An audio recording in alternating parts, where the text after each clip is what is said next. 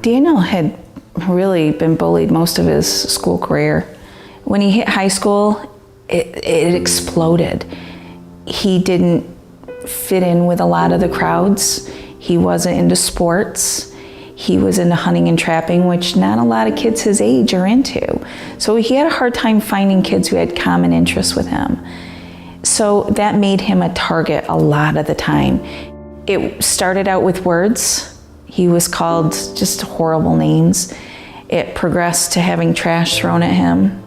He was punched in the stomach. He was made to lick a bus window. He was jumped from behind walking to the buses. He was ridiculed for the music he listened to. You name it. They looked for any little thing just to make his life miserable.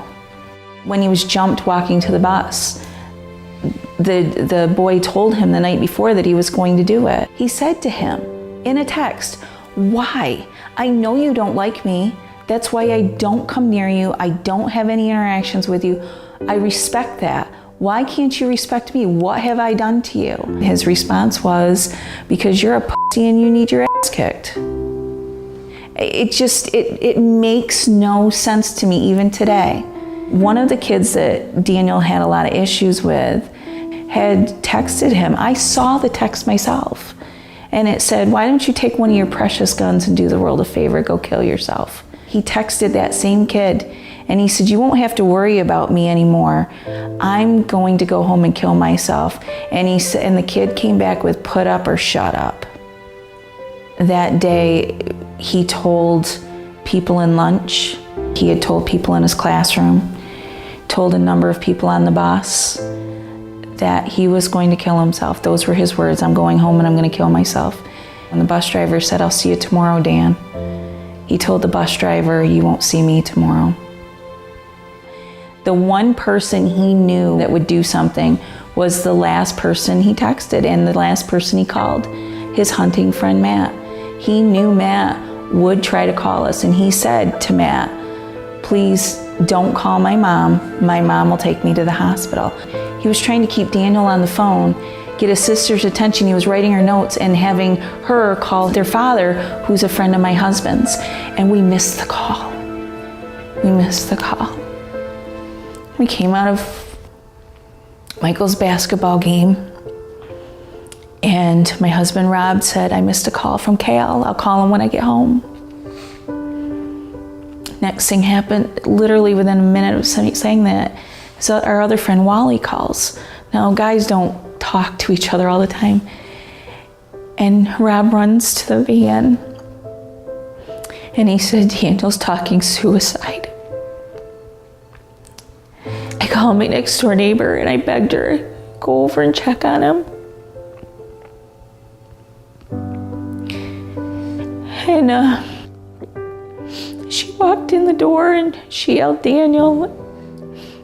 And she thought she heard him say something, and she shouted out, "We love you."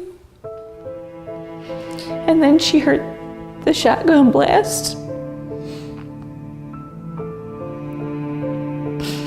And I ran to his room, and the sight that I saw was horrific. It was horrific, and I remember hearing myself screaming, but I couldn't feel it. And running back outside. And I could hear Michael screaming, "I want my brother back." And every EMT that showed up, I begged him, "Please just find a pulse.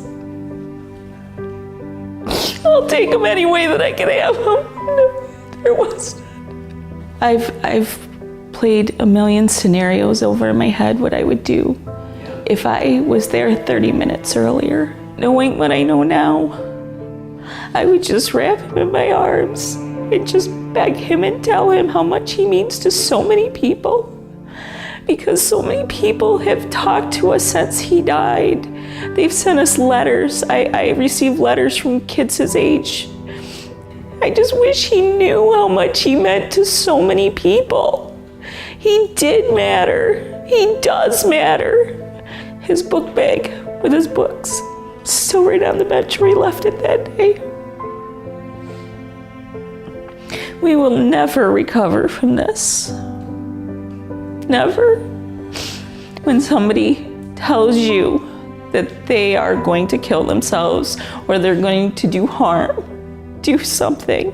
Tell somebody, give them their 15 minutes. Validate them. Because everybody needs to be validated.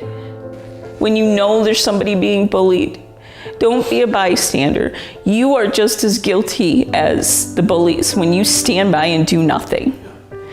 You see it, you do something about it. You don't want to intervene, then you talk to an adult. And you talk to an adult until somebody does something.